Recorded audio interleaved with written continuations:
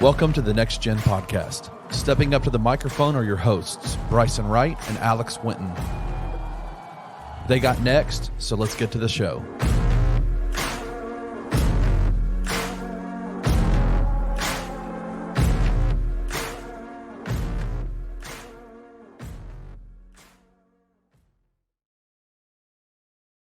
What's up, everybody, and welcome into the Next Gen Podcast here on the Bluff City Media Podcast Network. As always, I'm your host, Bryson Wright, and I'm joined by my co-host, Alex Winton. And we got a good show coming for you guys tonight, but we got to start with, we're recording this really right post-game after the Grizzlies just ended their losing streak against the Utah Jazz. Lost the last 4 games, and honestly, the last couple were really disappointing before that. So it was really good to see them kind of bounce back with this game. And my biggest thing that I'll say for this game is that it was like the Grizzlies got back to their identity. That's really what it felt like to me. We know that the Grizzlies' identity the last couple years, it's been the fast break. They're gonna get out and run. They're gonna beat you on the boards, which they did tonight. Those are 2 huge things that the Grizzlies did a lot better against the Jazz than they have against any of these other teams. I'd say this is probably their best game that they've ever had so far this season, especially when you consider the guys that were still out too. So yeah, I think it was the most impressive game they've had. They also get their first win at home, which is crazy to think about. This is the first time the Grizzlies have won at home since Game 5 versus the Lakers last season. So that was crazy. And also, keeping with the identity, they killed the Jazz on the interior with points in the paint, which is another part of their identity. So 3 major parts of their identity really came out in this game.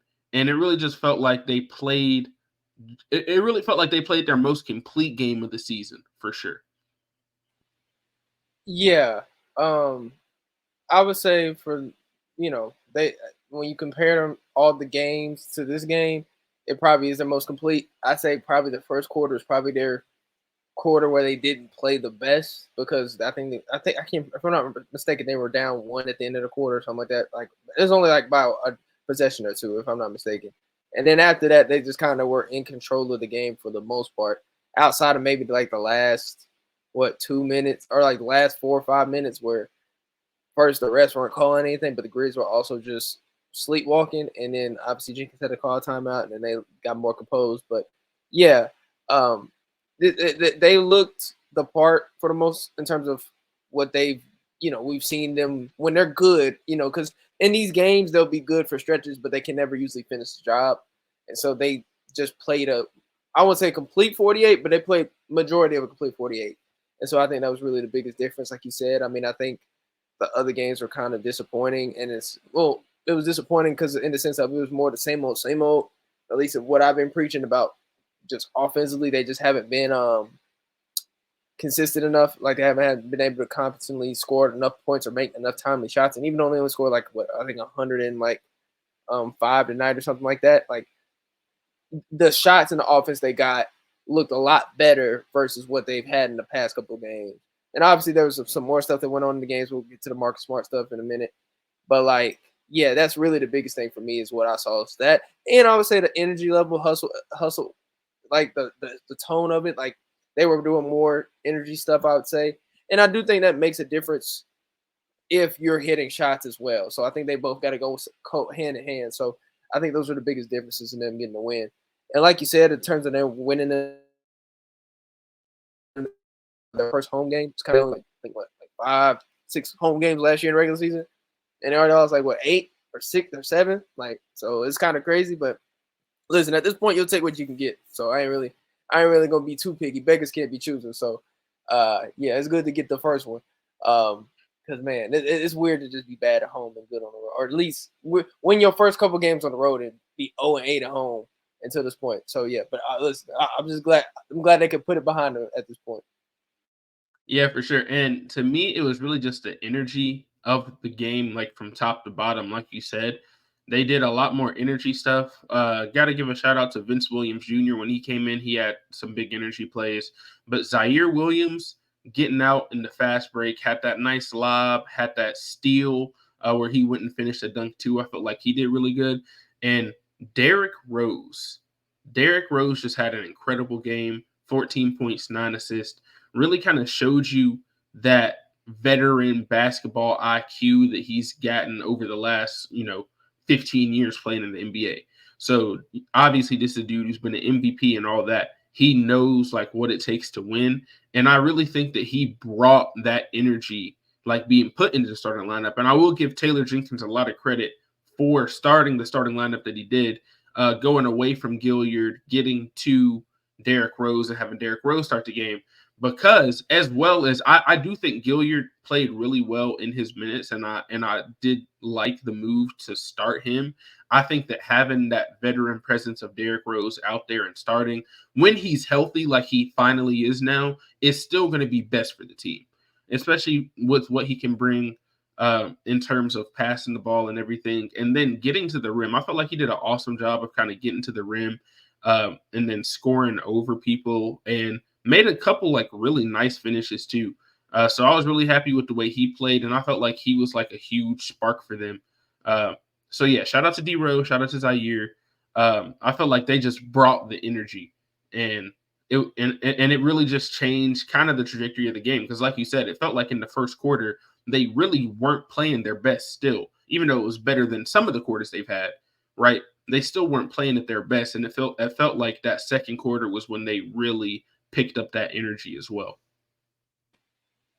Yeah. To start, Vince Williams Jr. I think who was it? One of my friends that I know, my boy Steve. Shout out to my boy Steve. I mean, he's in one of my group chats I'm in about the Grizzlies. He called Vince Williams Jr. before I say, I think I even tweeted about it too.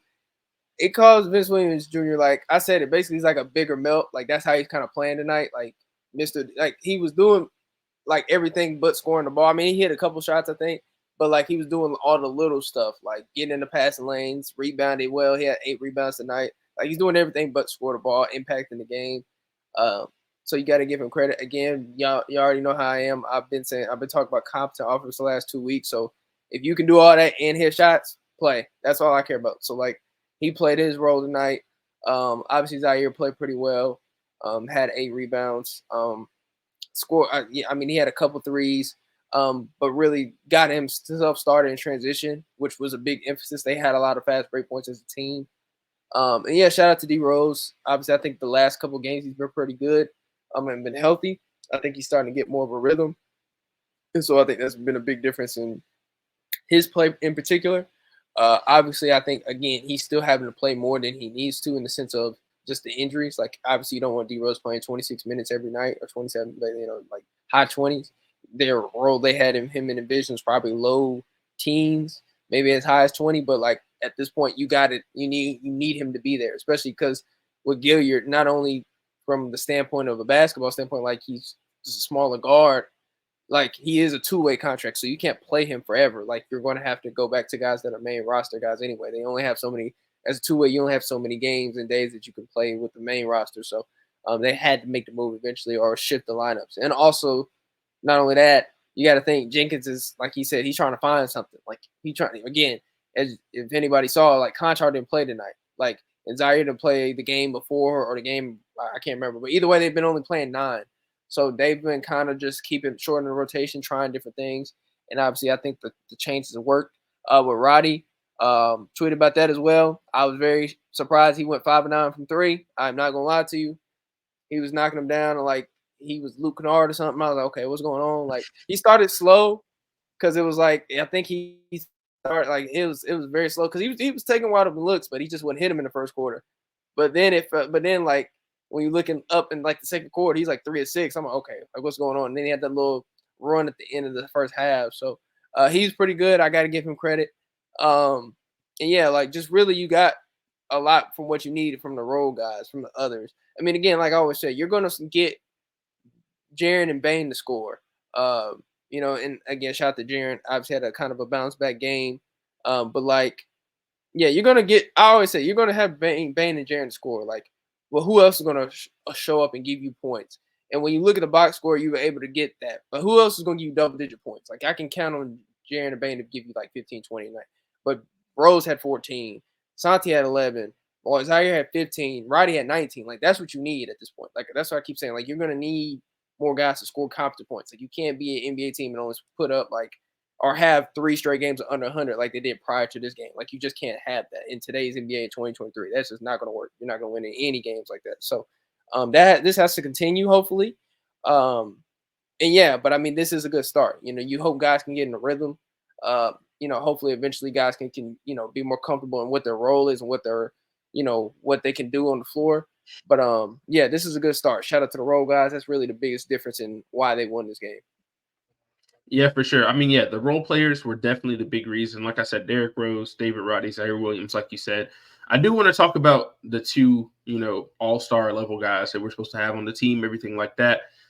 Jaren, I felt like tonight the biggest thing for me was Jaren spun to the right like 3 times because they always play him that he's going to do the hook shot to the left. And sometimes he just throws it up and whatever, he still goes to it. It might work, it might not. But when he actually has that counter and spins the other way, he just had so many easy looks. And there was one move that was like really nice where he spun to the right, finished very nice.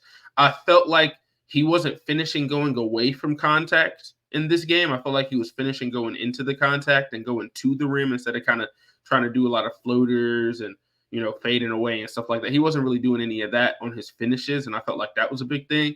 And then defensively, it's not to say, like, obviously, if you look at the blocks numbers, Jaren has not had the same, like, level of blocks numbers that he had last season. But I don't think it's been completely because of him. I think it's partly because of the players around him and everybody else not playing. Like, because Jaren, to get those blocks, he has to be a help defender, right? And tonight you saw with guys like Jalen Noel, who was the first off the bench. Like you said, Jenkins looking for guys. Jalen Noel, Vince Williams, Zaire, all those guys, when they're out there with him, it's helping him a lot. And he was able to kind of fall back into his natural role of being more of a roamer. And he got 6 blocks. You know what I mean? It was kind of like the return of the Black Panther tonight. People, there's my favorite scene in Black Panther. Shout out to the late, great Chadwick Boseman is when he comes out and he says, I never yielded. And as you can see, I am not dead. And that's what Jaren Jackson Jr. said tonight. You thought the Black Panther was gone. Nah.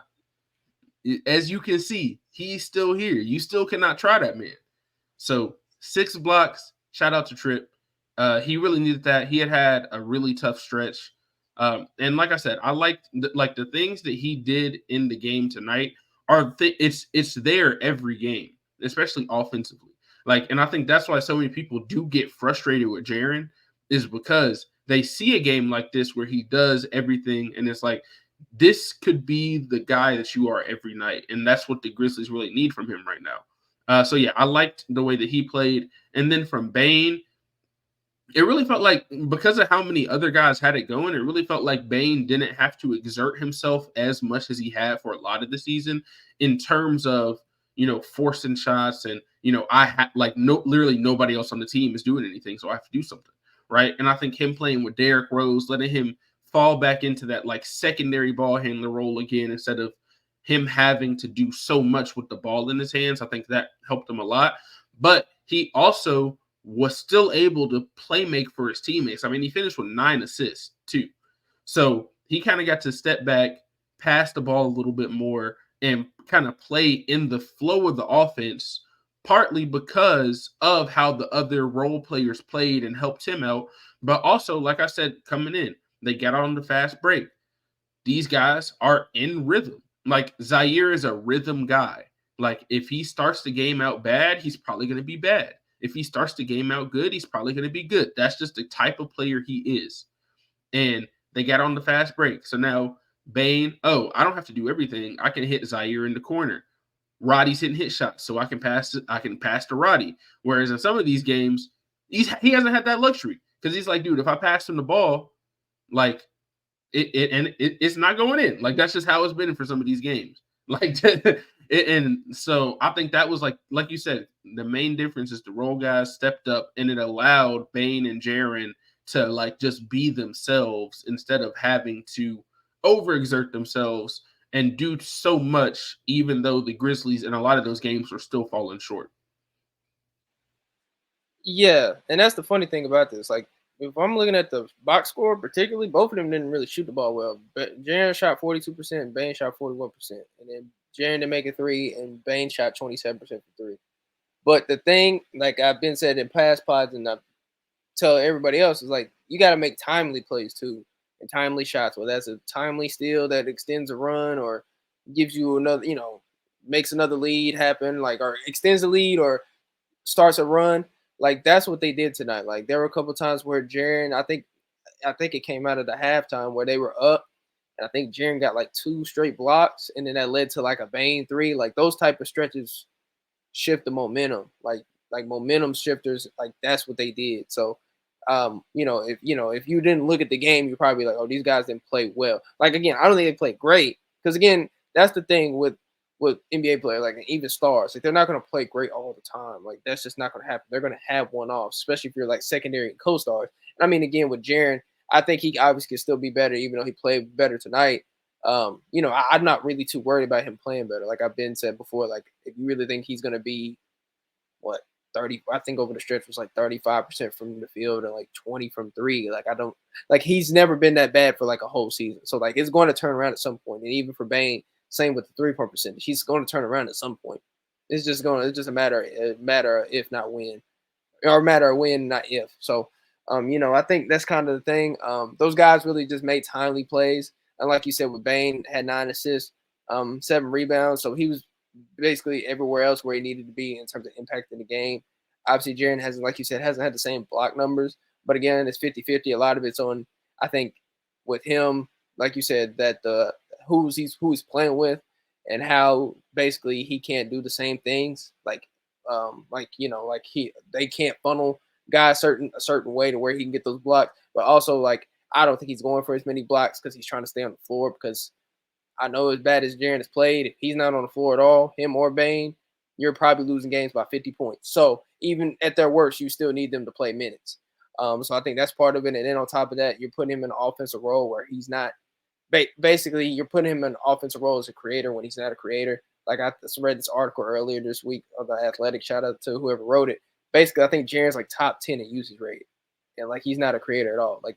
And it's not because they were trying to do this willingly. Like they have no other choice but to put the ball in his hands. But they're putting the ball in his hands at the wrong times. And then with the personnel, and I think that a lot of that is he's put a lot into the offensive end where the defense has suffered. And so I think that's why his block numbers have been down. But tonight, obviously, he had a really good game. And I think the block numbers will go up. I don't think it's obviously going to be like three a game as it was last year. But I mean, I'm expecting to be at like 2 a game every year. And I think that'll go up as you get guys back. Obviously we'll talk about Ja soon. But like as you get guys back and things of that nature, it'll start to look better. But yeah, no, they played pretty well. Again, they made timely plays. And so those timely plays really were the difference. Like even if you look at the numbers and say they didn't play like star guys, like if you watch the game, you knew that they were playing well. So yeah, shout out to them. Yeah, for sure. And then I kind of wanted to get into the next thing you wanted to talk about, which is that Marcus Smart rant from the last game. And how much stock do you put into the Marcus Smart rant being the reason or one of the reasons why they played so much better against the Jazz? So for me, I'd say I definitely think it had an effect just because of, like I said earlier, the energy they played with, like from the opening tip. It was like a different level of energy. Like the game just felt different. Like it felt like that Grizzlies team a couple years ago when Ja didn't play. You know what I mean? Obviously, it's not the same guys and everything. A couple of guys were the same, but it's not. They've got a lot less guys right now than they had on that team. But that's like what it felt like because they're going to get out in transition and do all that. And then defensively, like the scrambling on defense, you're going against a team who has already made 43s against you in the first 2 games, right? And obviously, they still were pretty good from 3, like overall. I mean, they still shot 41% from 3, but it wasn't as bad. You know what I mean? It wasn't as bad as those first 2. Those first 2 were just horrible, right? So I felt like they did a lot better in terms of, and even the threes that the Jazz did make, I think they were more that were contested, especially after that first quarter. I think they made like 4 of those threes in the first quarter, and then the rest of the game they were kind of like off and on the whole rest of the game. They started out really hot, so a shout out to them for locking in defensively, holding the Jazz to like one of their worst shooting performances of the season, holding them under 100 points. The first time the Grizzlies have held somebody under 100 points. And like in that rant, Marcus Smart really came after them like, hey, look, this is embarrassing. Like, you should be embarrassed to be going out here and losing like this. These people are coming out here to, come and see you play, especially at home, right?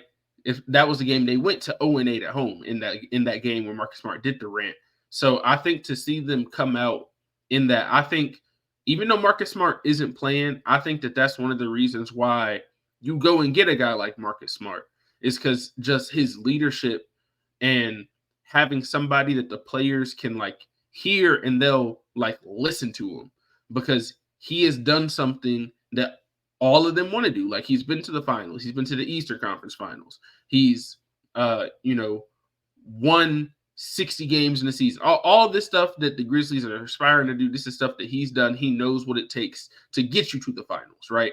So when you hear something from him, I feel like it holds more weight than it would from somebody else. So that's why I'm really glad that they did get Marcus Smart, even though he is out right now. I think that like that energy is really good for the team.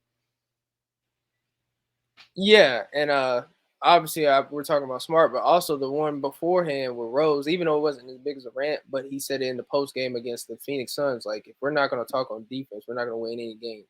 So I mean, I think that stuff does have an effect.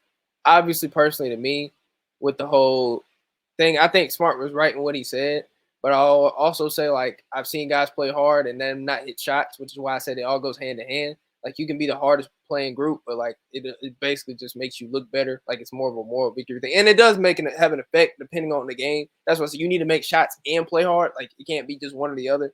Usually, you got to have some type of competent offense. So, I think both of those things really help. I think, like you said, the energy you could tell was different, so I do think it helped in that sense. But again, ultimately, guys make plays. Like we've seen, if you look at every win they've had this year, it's usually because they've had a bunch of guys be able to step up offensively. And so that was a big thing as well. So I think both of them go hand in hand. I mean, I think, again, in terms of the vet leadership and things of that nature, yeah, I mean, he wasn't wrong. Like, I mean, they could have played a lot harder. And like you said, like, and I think even Brevin said it, like, in the post game after that game, which was like, it's hard for guys even in their situation to get up for these games, because not to say they feel like they can't win them, but they're losing a lot of these games and they feel like things are not turning, going their way. So your energy is obviously going to be lower. So they like and that's coming from somebody that played in the league, from Brevin, and saying like it's hard to get up for these games when you're going through a stretch like this. And so that stuff that Smart, said is always a good reminder to have, and obviously with Rose as well.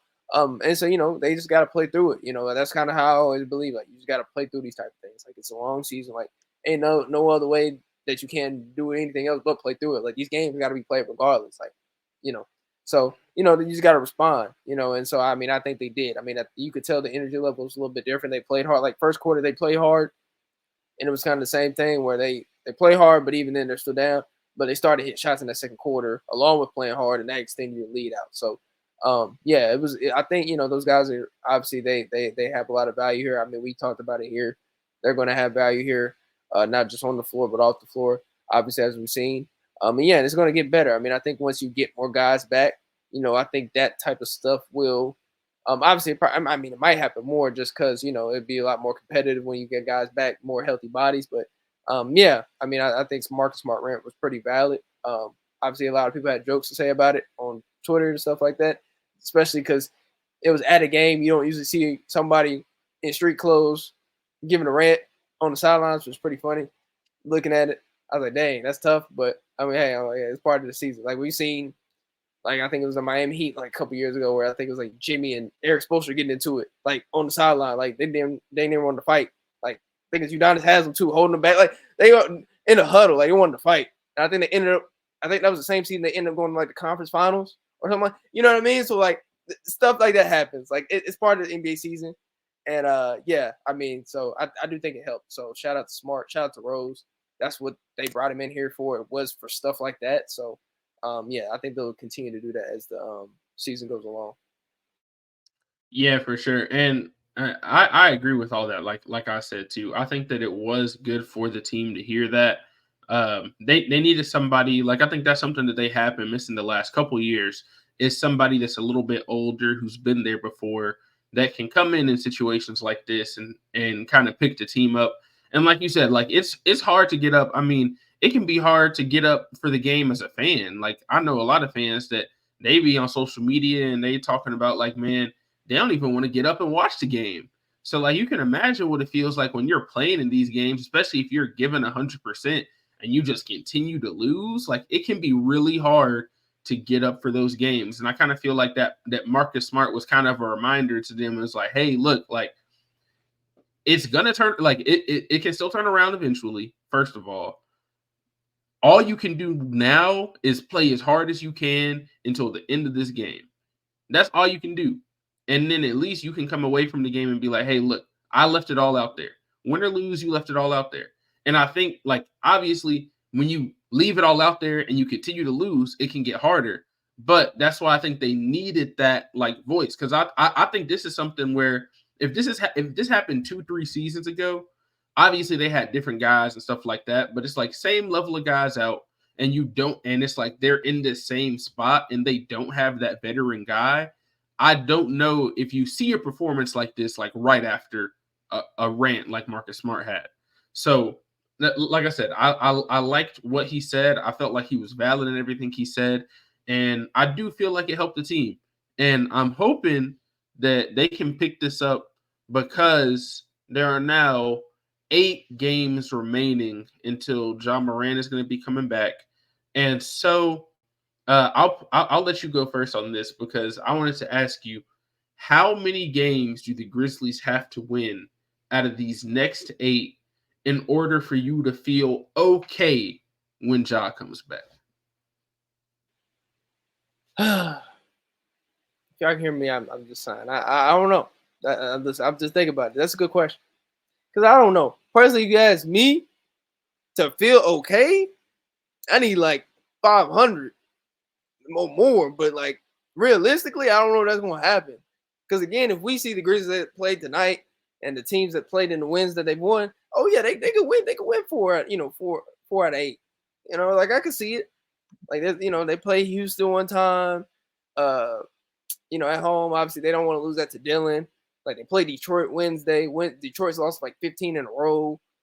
And then you got Dallas one time or one on the road, and then at home I can see them winning one of those games, getting against Dallas. Just because I think Dallas, the early Dallas game we almost beat them, but again we did just have enough offense. So who never knows? We could sneak one of those games. So yeah, I would like 4. Maybe bare minimum 2 at least. Like that's really what I'm looking at. Even then, it's just tough because it's like you're still fighting an uphill battle because you again good win, but we gotta realize this team is still 4-13, so they still got a lot to do. And again, I know they're like 3.5 games after playing, so it's not like all doom and gloom, but still a lot of work. One win is good, but again, I've been saying it. One is good. Can you string games together? That's what I'm talking about. We still need to string games together. Can you win 4 out of 5? Can you win 2 out of 3? Can you do that? If you can do that, then hey, I'll feel good. You got to string games together at some point. You can't just keep win loss, 2 losses, win. You have to win, get on a win streak because that's what they've done in the last 3-4 seasons, or really their whole time under Jenkins' tenure. They've had a big win streak, and then they may lose a couple here, but then they'll have a big win streak. Last 2 years, they've had 2 10-game win streaks. And then that, puts them and gives them wiggle room to do, lose games or whatever the case may be. Like they've done that before. Not saying it's got to be 10 this year, but can it be 5? Can it be 6? Like that's what I'm looking for. And obviously, I don't know if that's going to happen right now, but I'm just saying at least get 4 out of 8 to where you can still feel comfortable when Ja gets back to feel like, oh, you're not all the way out of the picture. Yeah, that's really where my expectation is, I guess, for the games.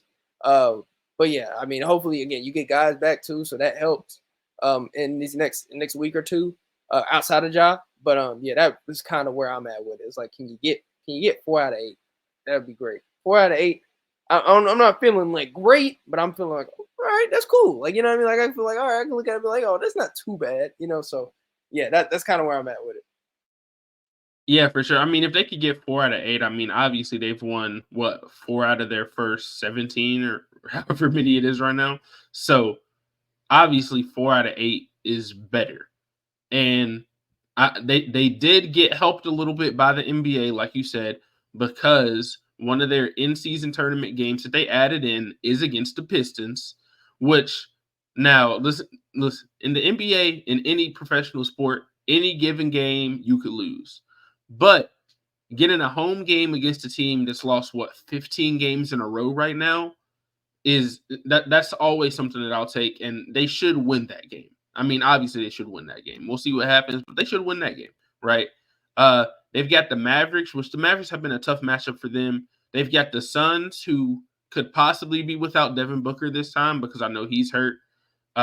They've got the Timberwolves again, which they might be without Anthony Edwards because he went down the other game as well. So, like, you have a couple of these games against really good teams, but they might be down a star and kind of trying to figure out like how to play without them. So I think that's the time when it's like, hey, if Ant, you know, obviously, hopefully Ant will make a full recovery, but if he's out in that game, like you got to try to take advantage of that. And I think that's what the Grizzlies need to continue to do. I think that's something they did against the Jazz. Lauri Markkanen is out. You got to take advantage of that. You got to win those games. Like when you're shorthanded yourself and you're playing another team that is also shorthanded, you have to take advantage of that. Yeah. I mean, again, that's the thing. I mean, we're shorthanded as well. Like that's so is that's really the biggest thing. It's like it's just tough because you're already a shorthanded, if not more shorthanded in these teams. But these teams missing their stars kind of gives you kind of like a chance to feel like, okay, they have a less margin of error as well. So, they might, again, have to make an adjustment period without that star for how long they, are without them. So, yeah, I mean, it's going to be interesting to see. I mean, again, because the next game is against Dallas. So, I think that will be kind of I won't say a telling game because, again, like I said, I just, it'll be different just because I think if I'm not mistaken, it's in Dallas. So, I think they got like a three game road trip coming up. So, and I mean, but again, I shouldn't be too worried because they've been better on the road this season so far. So, probably better for us to be on the road, probably honestly right now at this point. So, they could, if they could somehow get 2 out of 3, that'd be great on that road trip, and then come back, and maybe get one of their home games, and then like I said, in that Houston home and away, get one of them, and then obviously you got OKC, but then after that, like Ja's back, like these games will go by quick. Again, it's always like before you know it, when you really look at it, like this suspension hasn't really. I mean, it's been long, but season been kind of I almost say flying by. But the first half of the quarter of it's kind of been going by, at least to me.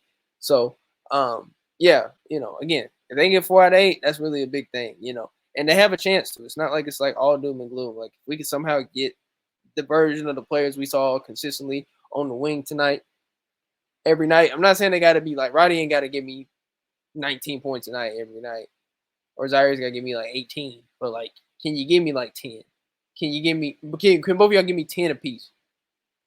Like that alone, and maybe like 2 threes. That alone can like boost this team, especially if like per se tonight, like if Jaren plays better and Bane plays better, because we saw earlier in the season, Bane and Jaren both go off for 30 plus and lose the game because of what I just said before. They weren't getting enough from the role guys. So imagine if you get the role guys playing well and Bane and Jaren are both going for like 25, 30 plus, at the same time.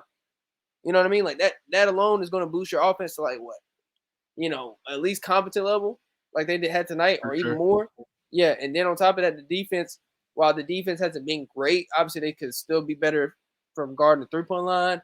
They could be better with, rebounding the ball at times. They're still like, if I'm not mistaken, again, same article I read on The Athletic, can't think of his name, but he was making it about the Grizzlies. They're still like top 5 in forcing turnovers. So again, it's not like it's all doom and gloom. The defense is all the way terrible. It's more middle of the pack. But again, if they can have the same thing where they tonight, big difference too. They have more fast break points. If they can do that more, then you're starting to see the team that the Grizzlies have been over the past 3 or 4 seasons versus what we've seen the first month and a half of this season. So, I do think it's doable, but again, I mean, I just got to see it because again, it's been a tough stretch, but I mean, again, it's not, it's all about consistency. Can they be consistent? If you can be consistent for most of the 48 minutes in these games, you have a chance to win these games. And make timely plays and timely shots. That's really the biggest difference. But it'd be interesting to see how it unfolds. Yeah, but because like you said, I do feel like consistency is the biggest issue just for the team, just from top to bottom, really. Because I mean, Jaren has had his good and bad games. Bane has been the most consistent, but he's also had a couple bad games too. But I mean, you're going to expect a couple, right? But he's been consistently the best player on the floor every night for the Grizzlies, right? So we'll take him out of that. But from everybody else, it's just kind of been like, I think you kind of see it with the way that Jenkins has had his rotations. It's kind of like just who has it tonight, So if we put Zaire in, like there might be some games where Zaire plays in the first half and doesn't play in the second half. There's some games where he doesn't play in the first half and he plays dang near the entire second half, right? And it's just like those inconsistencies that they have to work on. And I think if they can get that effort that they had against the Jazz consistently over the next 8 games, they might not be 500 over the next 8 games because they do still have like a pretty tough stretch coming up. But I think that they will be building better habits for when Ja does return. You know what I mean? So obviously winning is the most important thing, but also continuing to build habits and get better with your losses if you do lose is still important. Like that's why I'll go back to how after that Celtics game, there wasn't all this outrage after they lost to the Celtics because they lost by 2 and it looked like they played a good game. You know what I mean? Hey, you lost by 2. It happens, right? Then you go to these other games like the Rockets game. It kind of felt like in some of those games, they really did just kind of like lay down at some point in the game. Like, okay, they went on a run. Now the game is over. You know what I mean? Whereas like tonight they came out, they had better energy. Against the Spurs when they won that game, they had great energy as well, really, in that second half, right? But that's why I think that this game was the most complete they've played. And I think if they can try to kind of extrapolate that over these next 8 games, they might not be 4-4. They might be 3-5. They might be 2-6, whatever. But I still feel like if they bring that effort, they'll have a better chance in every game. Right. And I think if they can just they just got to try to string a couple together here. Right. Because like you said, obviously they could fall back a little bit more. But if you look at where the standings are at the time we're recording this, the Warriors are in the 10th spot. And they're 8-10. So you're 3.5 games back of them. And they haven't been playing great, and then it's like the other couple teams in front of you, right? The Clippers, they haven't been good. The Trailblazers are tanking. Like the Trailblazers are not like they're not going to be good, right? Simply. Okay. The Jazz, you saw the Jazz. I think they'll be ahead of the Jazz, right? So it's like those couple teams are ahead of them. It's really, I think that they like when they get guys back, when they get Ja back, they will be in an okay position to still at least make the play-in as long as they just get a couple wins here in this 8-game stretch. As long as they just stay at least connected, you know what I mean? It's kind of like in those games where they'll be like, hey, if you can just keep it to 10 points, stay within 10 going into the fourth quarter, or cut it to 5 with 5 minutes left, like stuff like that. That's kind of how I feel. It's like if you can just stay close enough to like when all the pieces come together and everything can kind of turn around, you can kind of see it, right? But it's not going to be easy because the Western Conference is going to be really tough regardless. But over these next 8 games, let's see if they can get 4 out of 8. If they can get 4 out of 8, I think they'll still be in a lot better shape than it'll even look on even in the standings. It's because 8-17 it's not good, obviously. It's still bad. But considering the context of the amount of people out and stuff like that, I still think they won't be in the worst position possible. But obviously not in the good one either. So, Yeah, it won't look great, but I mean, if you watch the games and see it, you'll feel decent about 8-7, or 8-17 at the time. But again, I mean, we've seen teams be in that situation before and still end up making a plan. So again, yeah, I mean, again, when Ja gets back, it's again like you won't be a bad team. Like the team will have, as long as Ja, Bane, and Jaren are healthy and playing together, like they'll win games. Like I'm not like I know I'd be complaining about the roster every other week, but when you have stars all three together, like they're gonna win games. They're not gonna be bad. Like I know there's been this idea that the Grizzlies are gonna like soft tank. They're not gonna tank. Like they're going to try to make the play in. Like it, like your top end play, like your top players. That's why when you talk about the rosters in the aspect of it overall, you'd be like such a not bad roster, but inconsistent roster. When you have three guys like they do at the top, because we're gonna see when Ja gets back, like remind folks like that team is like them three as a trio, like they're really good. So they're not gonna just be bad. So they will win some games, but it's really again about these 8. What can you do? Because again, if let's say like a couple of teams go on a losing streak during this stretch and you win like 2 or 3, that puts you closer to where they at. And then when Ja gets back, you could possibly pass those teams. Like you said, I mean, I think they probably will pass up the Jazz and obviously the Trailblazers because they're not trying to win no games. Obviously, clearly, as you saw with the Jazz tonight, they're not trying to win. I mean, again, they're trying to come back and end, but this team's not really trying to win no games. They're playing young guys, inexperienced guys. They're not trying to win these games, and they're probably trade some of these guys by the trade deadline. Portland, same thing. San Antonio, same thing. Like, so you probably better those teams. Then it's like that other spot because I think the Clippers are in that spot after them. Then, like you said, it's the Warriors, and then the other teams. But those really are the 2 teams that are closest to us right now. So trying to catch up with those teams, I think, is the biggest goal. But I mean, it's not impossible to do. Like none of this is impossible. But again, it's just what can you do in these next 8? You got to really just take it a game at a time. That's really the biggest thing. Don't look too far ahead. We're looking far ahead because we make a podcast and stuff like that's what we're supposed to do. But for them, one game at a time. Don't look 8 games down the road. Oh, we're finna get Ja back. No, just look at the next game. Focus on Friday against Dallas. Win that game. Focus on the next game, and then so on and so forth. So just take it one game at a time. Hopefully they do, and they can win some of these games. 4 out of 8. That's the goal. They can get 4 out of 8. Like I said, I'll feel all right. I'll feel okay. for sure. And yeah, like Alex just said, Grizzlies and Rockets is coming up on Friday. Should be a good game. See if the Grizzlies can, get a little bit of a rematch from that game that happened earlier this year where they kind of stayed in it until the end, but then it kind of felt like the Mavericks kind of took over at the end. But like I say every week, I appreciate everybody who listened to this episode of the Next Gen Podcast on the Bluff City Media Podcast Network. As always, I'm your host, Bryson Wright, and I was joined by my co-host, Alex Winton, and we will see y'all next week.